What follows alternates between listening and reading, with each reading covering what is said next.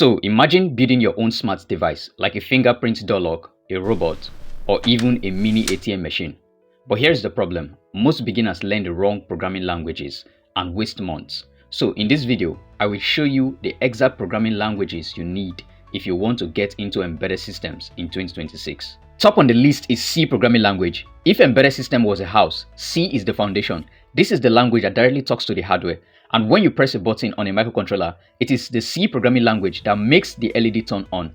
And here is an example. When you write a small C code and all of a sudden your LED starts blinking, that's not magic. That's you controlling the hardware directly. Now, if you want to master C for embedded systems, focus on mastering different data types in C: pointers, bit manipulation, string manipulation, bit masking, and bit toggling. Then understand the complete memory layout of C. Then you have to learn to create dynamic memory. Then you have to know how to use malloc, calloc, Verilog, and free. Then learn the basic data types of arrays and linked list. C is a must to complete because in embedded systems, memory is limited and every bit matters. Next on the list is Verilog. Now this is optional for most beginners. Verilog is not software, it is how you design hardware itself. Verilog is a hardware description language, HDL, which means you basically describe the hardware using Verilog, like you write a case statement in Verilog describing a mosque. Here, the whole processor is first written in Verilog and then the RTL code which gets mapped to a hardware that goes into your processor.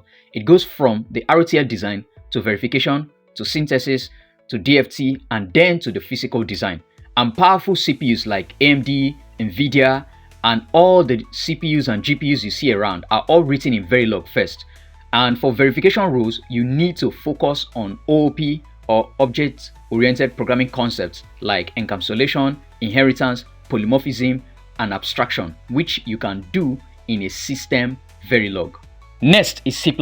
Think of C++ as C, but more powerful and more scalable. With C, you are writing everything manually, but C++ lets you organize your code better using things like functions, classes, and reusable components. And this becomes really important when your projects start getting bigger, like in robotics, IoT systems, and anything with multiple sensors and modules. In fact, a lot of embedded frameworks and platforms were built on C++.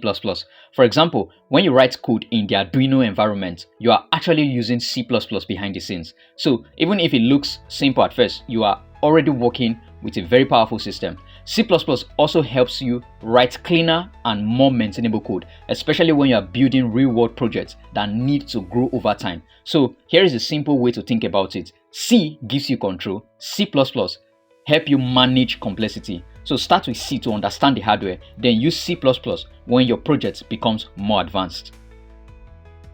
And the next on the list is Python. Python is one of the most useful languages in embedded systems, but not in the way most beginners think. Python comes with very powerful libraries that makes it good for scripting, automating workflows, circuit modeling, and analyzing simulation results. So someone in the comments might be asking, but C language is faster, and that's true. So why do we even use Python? And that's because not every problem is about speed. C is best when timing is critical and when you need direct control of the hardware, but Python shines when you want to build tools quickly, when you want to automate repetitive tasks, or when you want to process data efficiently. And in systems like you have in the Raspberry Pi, where you have a full operating system, Python becomes even more powerful because you get to control the hardware, run applications, and connect everything together. So think of it like this. C controls the hardware directly, while Python helps you control the entire system. So they don't compete, they solve different problems entirely.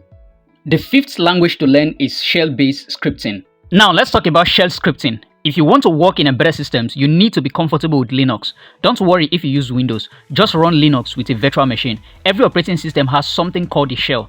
It's how you talk directly to the system. In Linux, that's usually Bash, and with it, you can automate tasks and work way faster. If you already know C, this will feel familiar, so it's not just coding, it's about controlling your system.